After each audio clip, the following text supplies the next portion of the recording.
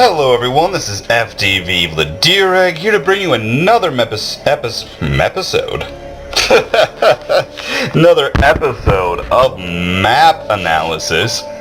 This time we're going to be analyzing Yeonsu, Yeonsu, however you pronounce it.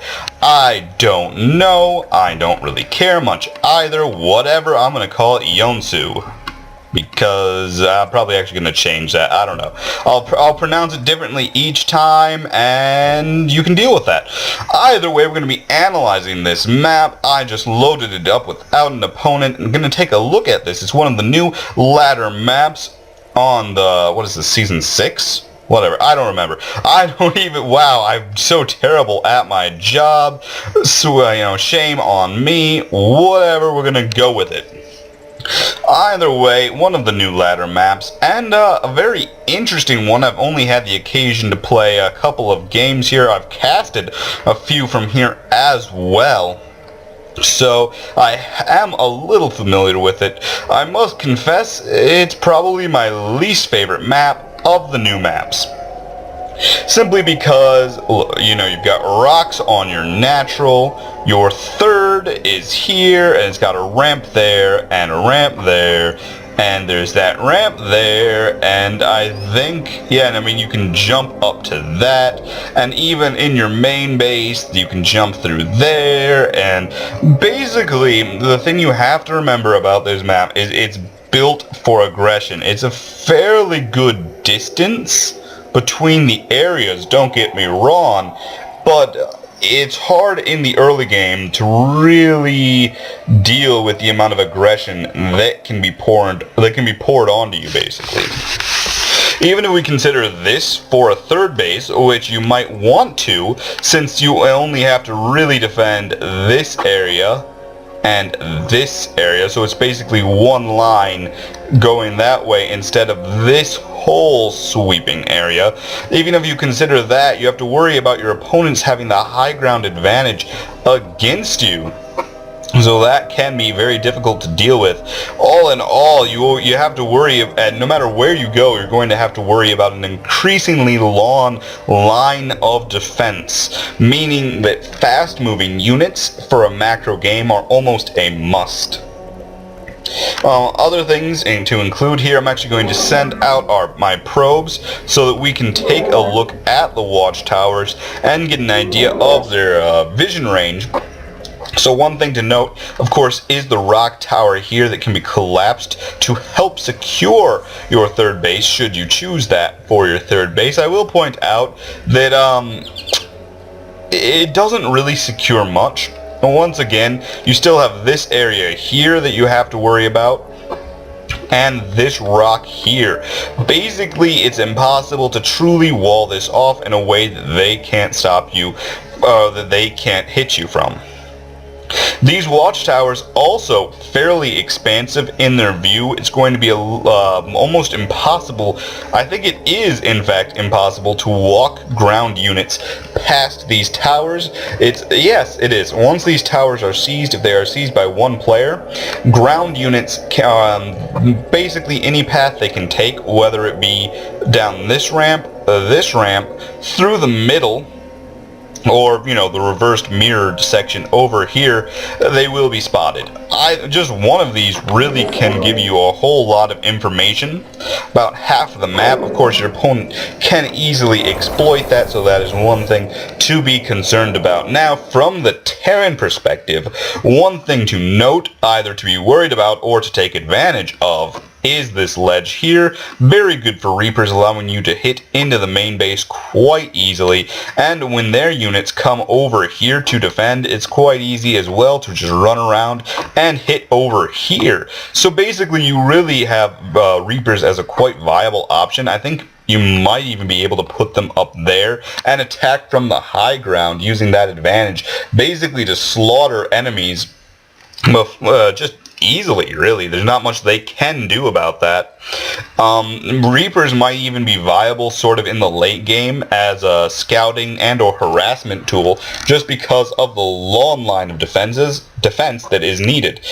All other things to note, since medevacs and MMM are so common, it might be viable to take this as a hidden third as opposed to this base or this base.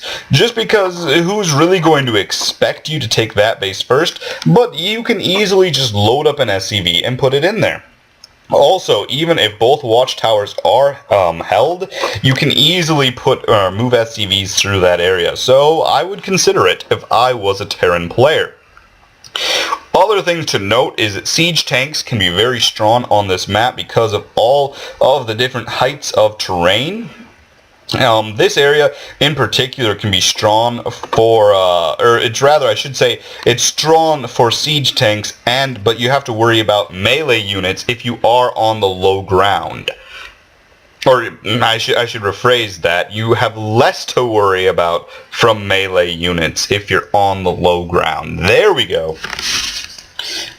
As it's easy to exploit these line of sight blockers in order to do that. Example, if you have a bunch of units here, like, whatever, the Zerglings will attempt to surround them and attack them before attacking this direction, even if there's a large force pounding them that way. Basically, you can use this to exploit siege tanks, Hellions, whatever. Though, of course, basically you can't really do much to exploit it because, you'll need the high ground. Either way, I don't think anything I said there made sense, but if you got something out of it, I'm happy. Like I was saying, siege tanks going to be very strong. If they're placed here, they really have this entire area on lockdown. Not to mention being able to defend the back door to your third and the front. So I really like siege tanks, and a mech style play for this map just allows it to be all that much more defensive and expansive at the same time. Also, because of the long lines, it can be really effective to do pushes with siege tanks at your opponents. Especially because once you seize these towers, you'll be able to scout any sort of flank attack that doesn't involve air units, so that could be your only thing to worry about there. As for drops, they have a great potential on this map due to the size of the area needed to defend. You have this area that could be dropped, you could drop here, then pick up and drop over here, you could put down here. Basically, drop potential is nearly unlimited. If they think they have a lockdown on this area from here, you could end up dropping them here and running up that way. A whole bunch of things you can do, and a whole lot of extra pushes. Early aggression can be very useful on this map because of these rocks and the difficulty to defend this area entirely. So that's sort of your aggressive and defensive potentials in general. Talking specifically about TVT, you do have to worry about large amounts of Reapers early on because this map is more or less built for them. Like I said, if that high ground can be reached, if these are exploited correctly, you really have to worry about sort of one base Reaper plays or even Reaper expands being very dangerous here. Other things to worry about, of course, early pushes like I mentioned, drop plays, basically your usual stuff. Anything aggressive is going to be a little bit more strong on this map. Talking about TVZ, sorry, I'm just completely losing everything that's going on there. Talking about TVZ, Zerg is sort of mixed on this map because it seems fairly open, which tends to help Zerg, but at the same time there are a lot of somewhat ramps, and that hurts Zerg.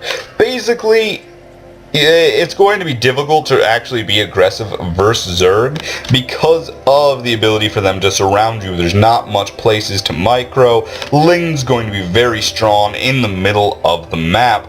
Less so once they actually get to their bases. On the other hand, it's quite easy to wall this off and defend these areas. Much easier than it would be on a map like Star Station, for example, where Hellions might be able to do a lot more damage to the third base. Also, it can be difficult to even say what Zerg will choose for a third base, so you really have to scout a little harder than you might normally. Mutalisks also going to be strong on this map simply because of how exposed these areas can be. Obviously these ones are all back to the edge of the map, meaning that they're a little bit less exposed, but on the other hand, this area, there's just a large area for you to defend. It all comes back down to that large area to defend. Your troops cannot be everywhere at once and expect to defend everything perfectly, so you're going to either have to rely on more mobility, more static defenses, or just being in their face constantly and not letting them do anything. Thor's much less effective on this map because of that. Simply, they won't be able to get to any place nearly fast enough for it to be important. Now, in TVP, there is a lot of areas for pylons to be hidden, and that is one thing you have to worry about, because the last thing you want is warp-ins happening for harassment or some sort of all-in. Everything like that is going to be a lot more dangerous. 4-gate's going to be more dangerous because of this rock. You can't just, well, you could place a bunker here, but even if you did, if the bunker really has to be here, otherwise they can just sort of run through over here, and that's if you're early expanding. Basically, it can be very, very difficult to stop a Protoss from pushing on this map. DT is going to be more effective because of the amount of ramps going in as well, so you have to be careful about that. Want to have some extra scan energy, perhaps, something like that. Colossus, extremely effective. This is, I mean, you don't normally hear Colossus harassment. Those words don't often happen, but face it, a couple of Colossus in a Mothership Core really could ruin your day on this expansion over here. And this expand over here has beautiful excuse me, positioning for a Protoss army. Zealots there, Stalkers and Colossus there. You could it's just a meat grinder, and you don't want to go into it. On the other hand, flanking, very possible over here, especially if you have that, although any army coming this way probably going to take that from you. Either way, moving on to Zerg on this map. Again, as I said, it's a large area to defend, so you might want to go for speed faster on this map than on others, because there's a lot of places to hide things. Hide extra barracks, proxy Hellions, proxy pylons, you name it, can be hidden. Also, it's just not quite easy to defend the mid-game pushes without speed. I mean, normally you want speed. Speed is good anyways, but faced with such a large area to defend, and also with the fact your enemy is faced with the same problem, speed can allow you to defend yourself and put pressure on your opponent, so you might want to go for it earlier rather than later. And these rocks, vastly less important to Zerg on the defensive. On the offensive, though, this allows you to run around Forge Fast Expands, to basically ignore wall-offs, and create a whole lot of problems for a Protoss player or a Terran player who's walled over this way. Also, speed lanes have great ability to exploit all these various ramps, and the open space gives roaches and zerglings a little bit more strength versus Protoss armies. And basically, you want to try and take your engagements in the middle of the map to avoid getting bottlenecked on the ramps or in these areas here. And if you can do that, you basically can slaughter any army, really. Or rather, that is your best chance to do so.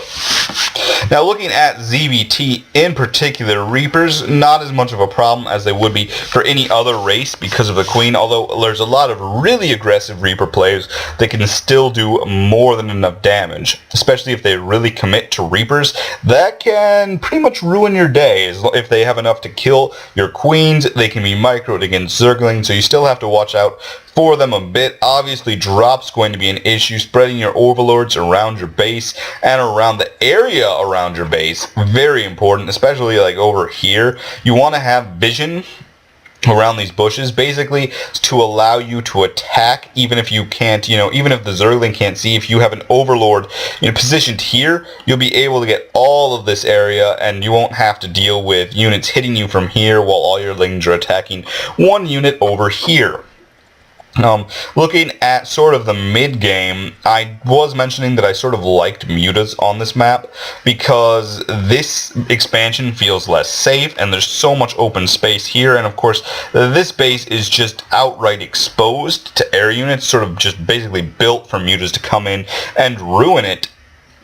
On the other hand, Roach Hydra is going to be loving this sort of terrain.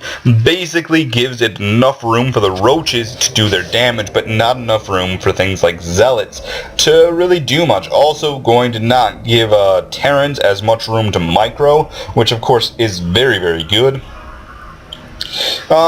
Speaking just about, sorry, I should really go back to ZVT and talk a little bit more about what to expect. If you do see a meching player, mutas can be very, very effective because they cannot be everywhere at once. Thor's much too slow to really deal with sort of any mutalisk harassment. You know, just hit them here, then you could fly around over here and just keep bouncing around because they are not close enough to really defend with any reliability.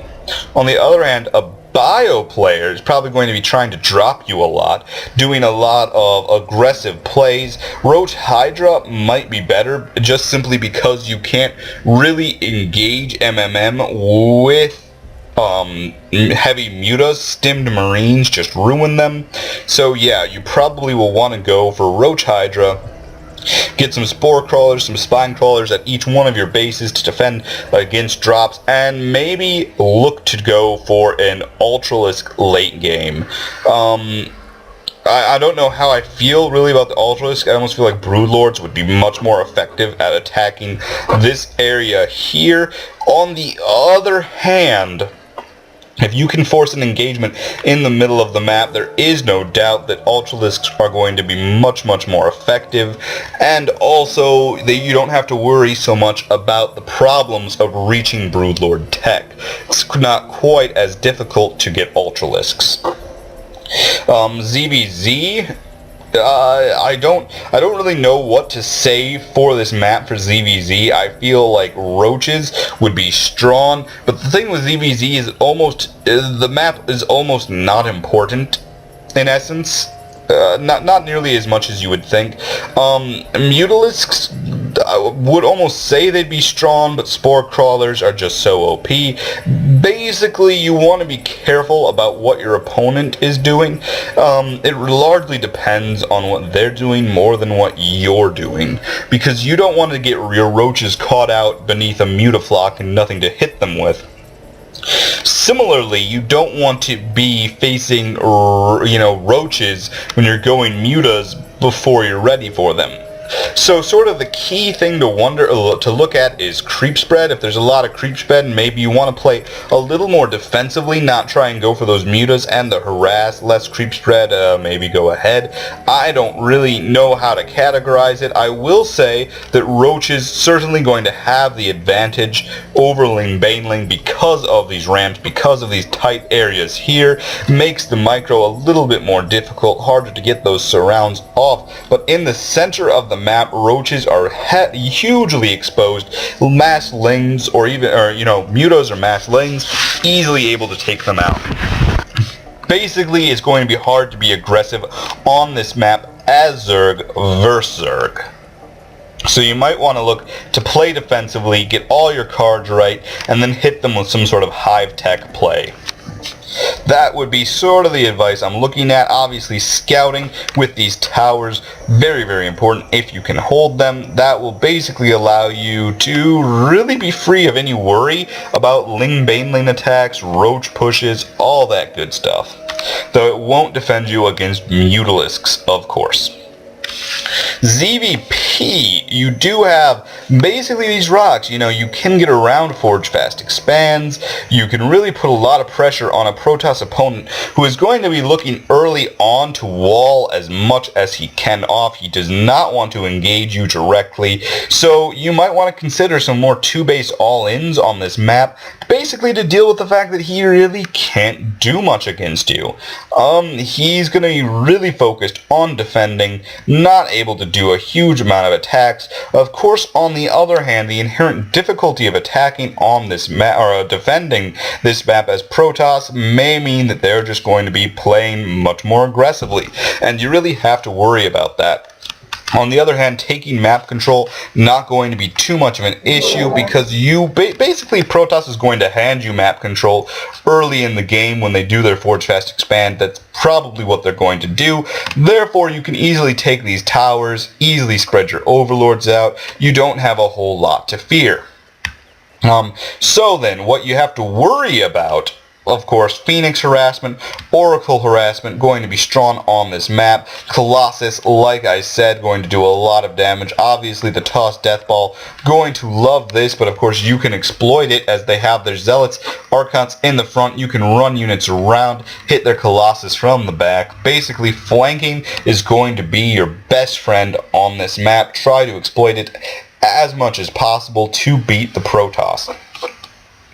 Yeah, so that's really what Zerg is going to be looking at. Protoss has an inherent difficulty Forge Fast Expanding on this map, looking at this from the Protoss perspective now. Also, there's a lot of places to hide pylons, but that also means there's a lot of places to be, to basically have them hidden against you. You really have to be up on your scouting, up on your map awareness, or you could have a really nasty surprise early on, such as a cannon rush. Not something you really want to see, but definitely more than a possibility. So when we play as Protoss, we want to really be trying to exploit this terrain. Very good for Blink Stalkers. Very, very strong map for it. Blink in here, Blink over here. Obviously, you can exploit this Blink area over here, and obviously you have a better escape. If these rocks aren't destroyed, you actually have a better escape route over here and able to hit that base if it's there. Really, this entire area is almost impossible to defend from Blink Stalkers, so you might want to give that more than a shot, especially because you can sort of bring them over here and attack this way. Very difficult for any race to defend. Zerg has a little bit easier time doing it, basically because of speed lanes and creep and overlords, but they can still really take a lot of damage. Looking at tech on this map, air not quite as effective. It's because the middle doesn't have a whole lot of micrable terrain. It has a couple of ledges, couple of cliffs, but in the end, your Stalkers and Archons are going to be having a little bit easier time handling Protoss air on this map. Probably not the best area to do it simply because of that. On the other hand, on the offensive against their bases, you have a lot of micrable terrain, a lot of ways to escape, a lot of ways to punish players. So again, you really almost want to try to avoid being in the middle of the map as much as possible. You don't want to engage here. You want to either engage at their base or at your base and try to get these ramps working in your favor, work the high ground in your favor, all those kinds of things. Now specifically for PvT, you're going to be looking at basically your normal expansion. There's not much that Protoss has to worry about with those rocks there, because you're not going to be looking to make any sort of wall off or anything like that, so the rocks don't really make too much of a difference. Want to just keep an eye on them as you begin to take your third. Don't know if this really is the best for a third, simply because siege tanks on the low ground with scans or even a drop really can exploit this. Excuse me as I itch a mosquito bite. They are evil. I hate them so much, but they just whatever. Enough of me complaining. Banshees, less of a worry on this map because of all the open space. Cloak, basically, the energy is going to be less effective, getting less bang for its buck. Basically, this is sort of a normal map for it. You sort of have to decide whether or not you want to risk this area here, which is a little bit more open to drops, or if you want to risk this area, which is a little more open to being run up and attacked by MMM. Basically, sort of your choice. You do have to remember that they can put units here, then run them down here and attack your mineral line. Things like that you have to watch out for, because even if you have the towers, it won't stop them from doing that. Aggression versus Terran. Yeah, I don't know if it's really going to be that aggressive of a map for Protoss, simply because all of this works in the favor of a defending Terran. A lot of easy places for them to make a wall off versus Zealots, easy for them to repair and reinforce. But of course, hidden pylons and warp prisms going to be very strong as well. PVZ, Forge Fast Expand, obviously is going to be dangerous. You might want to look to putting 2 cannons instead of 1. One over here to defend against an attack on those rocks, one over here-ish to defend against this area as well.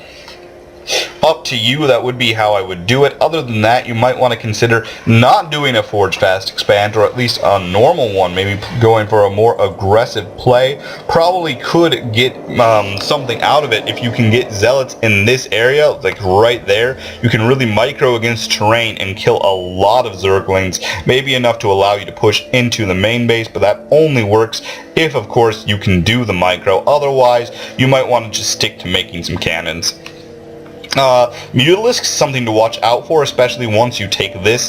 Vipers, definitely going to be strong with the microable terrain. I mean, you really could just like, if a Zerg wanted to, they could fly a Viper and bring an Ultralisk into that area. Have to worry about that. Also, Hydralisks can hit from the low ground. Similar though, Stalkers can do the same thing. So, you know, you win some, you lose some.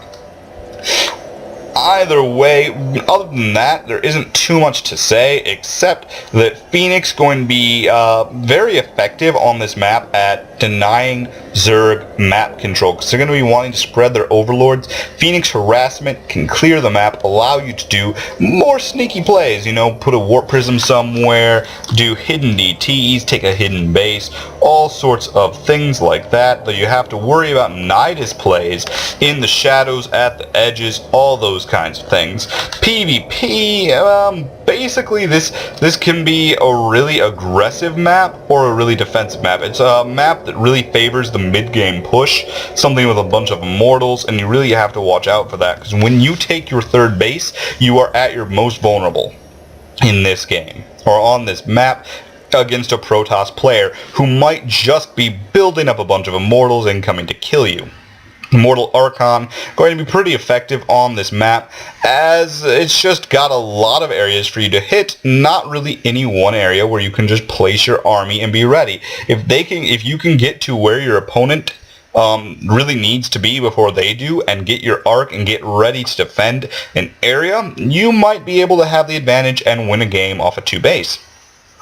And I think that's sort of all of it. I don't know how to pronounce the name of this map, but there's some analysis of it for you. Yeonsu, whatever. I don't know. Anyways, this is FDV vladerag bringing you another episode of Map Analysis.